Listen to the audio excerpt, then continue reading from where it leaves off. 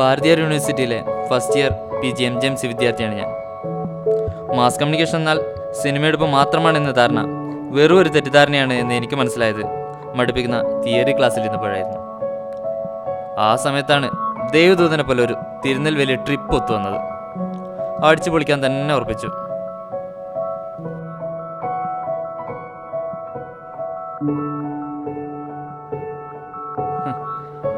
അപ്പോഴതാ ഇരട്ടി മധുരം പോലെ ഒരു സംഭവം കൂടെ, ഒരു ഷോർട്ട് ഫിലിം ഫെസ്റ്റിവൽ. അതൊരു മത്സരനാണ്. വിഷയം ഹോണസ്റ്റ്. എന്താ അത് ചെയ്യുമല്ലേ?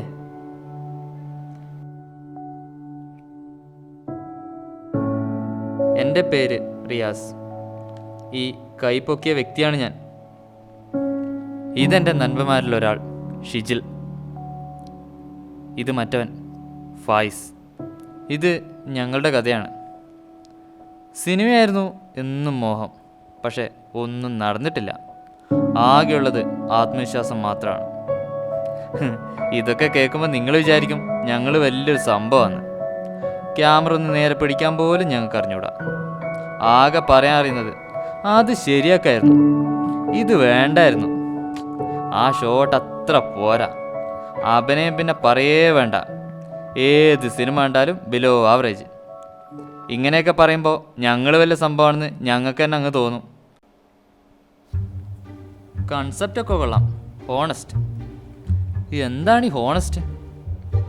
ആരോട് ചോദിക്കും? ഇവളോട് ചോദിച്ചാലോ? വേണ്ട. ഇവനോട് ചോദിച്ചാലോ? അയ്യോ, തീരെ വേണ്ട. കഥ ഹോണസ്റ്റ് മാറി ഹോട്ടസ്റ്റ് ആയിപ്പോയാലോ? പിന്നെന്ത് ചെയ്യും? ഇവള് തന്നെ മതി. ഈ ഹോണസ്റ്റ് വെച്ച സത്യസന്ധത അങ്ങനെ വല്ല അനുഭവം എന്തെങ്കിലും നിനക്കുണ്ടോ? എന്ത്? ആ, 2 സ്റ്റോറി ഉണ്ടായിട്ടുണ്ട്. ഒന്നെന്ന് വെച്ചിട്ടുണ്ടെങ്കിൽ അടിപൊളി. നിലത്ത് വീണ സ്വർണ്ണമാല എടുത്തു കൊടുക്കുന്നു, അധികം വന്ന 10 രൂപ തിരിച്ചു കൊടുക്കുന്നു. എന്ത് തോന്നലേ ഇത്? ഇതിലും ഭേദം ഇവക്കൊരു 10 രൂപ കൊടുക്കായിരുന്നല്ലോ. ആ, ദോഷം പറയതല്ലോ, അതൊരു സത്യസന്ധയല്ലേ? പക്ഷെ ഇത് വെച്ചൊരു സിനിമയൊന്നും ചെയ്യാൻ പറ്റില്ലല്ലോ. ഇവളുമാരെ സത്യസന്ധയ്ക്ക് എന്താ ഇങ്ങനെയായി പോന്നെ? കിട്ടാഞ്ഞിട്ടായിരിക്കും. ഇനി നല്ലൊരെണ്ണം ഞാൻ എങ്ങനെ ഒപ്പിക്കും?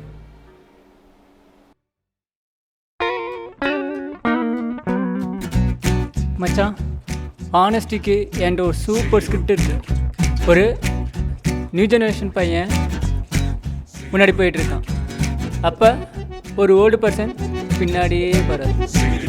அப்போ அந்த நியூ ஜெனரேஷன் பையன்கிட்டேருந்து பர்ஸ் கீழே விழுது. உடனே அந்த ஓல்டு பர்சன் அந்த பர்ஸ் எடுக்கிறாரு. எடுத்துகிட்டு இருக்கும்போது எல்லாரும் அந்த ஓல்டு பர்சன் பர்ஸ் எடுத்துகிட்டு போயிடுவார்னு நினைப்பாங்க.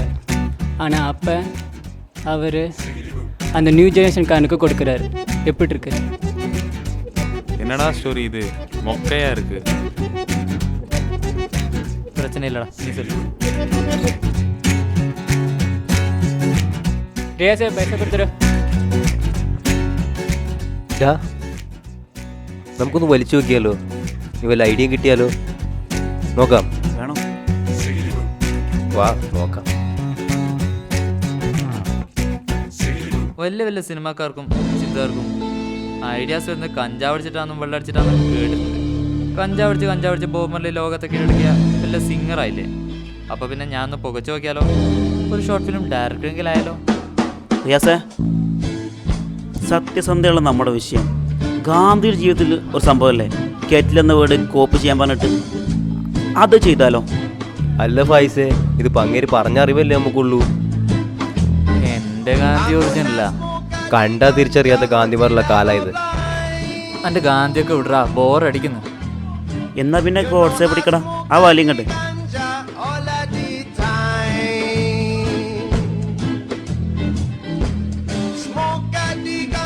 ഇതാ അവിടെ ഉണ്ട്, നോട്ടെ.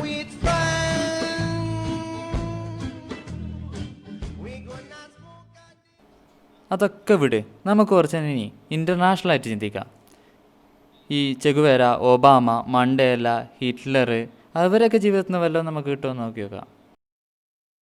കഞ്ചാവ് അടിച്ചെടുക്കുന്ന ചെഗുവേനേക്കാൾ നല്ലത് എൻ്റെ കഥ എടുത്താലോ? എന്തോ മോർണിംഗ് വന്നേ. എന്നടാ? ഒന്നിങ്ങ് വാ, ഒരു കാര്യം പറയാനാന്ന്. എന്തോന്നേരത്, കുറേ നേരമായാലോ തുടങ്ങിയിട്ട് ഈ പരിപാടി. നിന്റെ കഥ ഞാനിത് ഏപ്പടല്ലേ ഇന്നേ. അല്ലെങ്കിൽ ചെകുവേര വേണ്ട, ഹിറ്റ്ലറെ പുതിയ രീതിയിൽ അവതരിപ്പിച്ചാലോ? ഒന്ന് പോടാവുന്നു. നമ്മളേ ഇംഗ്ലീഷ് പടം ഒന്നുമല്ല ചെയ്യണ്, സാധാ ഷോർട്ട് ഫിലിമാ. കുറച്ച് കഷ്ടപ്പെട്ടല്ലേ ഇംഗ്ലീഷ് പടത്തിനേക്കാൾ അടിപൊളിയായിട്ട് എടുക്കാം. പിന്നെ നീ ആര്, കമൽഹാസനോ കഷ്ടപ്പെട്ട് പടം എടുക്കാൻ? ഒന്ന് പോയടാവുന്നു. ഈ കമൽഹാസനെ പേഴ്സണൽ ലൈഫിൽ അത്ര വലിയ ആളൊന്നുമല്ല. അല്ല, എന്തിനാണ് അയാൾ പേഴ്സണൽ കാര്യങ്ങൾ നോക്കണത്? ചെയ്ത പ്രവൃത്തി ഒക്കെ പോരെ. അയാളിപ്പോൾ എന്താ ചെയ്തതിന്? സ്വച്ഛ് ഭാരത് എന്ന് പറഞ്ഞ് പച്ചിലായിട്ട് നരേന്ദ്രമോദി ജനങ്ങളെ പറ്റിച്ചപ്പോൾ കമൽഹാസൻ പോയില്ലല്ലോ. അല്ലേലും അങ്ങേര് മൊത്തം ഇമേജ് ബിൽഡിങ്ങാ. പക്ഷെ വേറെ കാര്യമുണ്ട്, ഇന്ത്യയെ പോലെ രാജ്യത്തെ മുന്നോട്ട് അയക്കണേ കുറച്ചുകൂടെ ആയി കാണിച്ചേ പറ്റും മോനെ, അല്ലാണ്ട് കാര്യം നടക്കില്ല. നമ്മുടെ ടോപ്പിക്കെല്ലാം അങ്ങ് മാറിപ്പോയിട്ടുണ്ട്.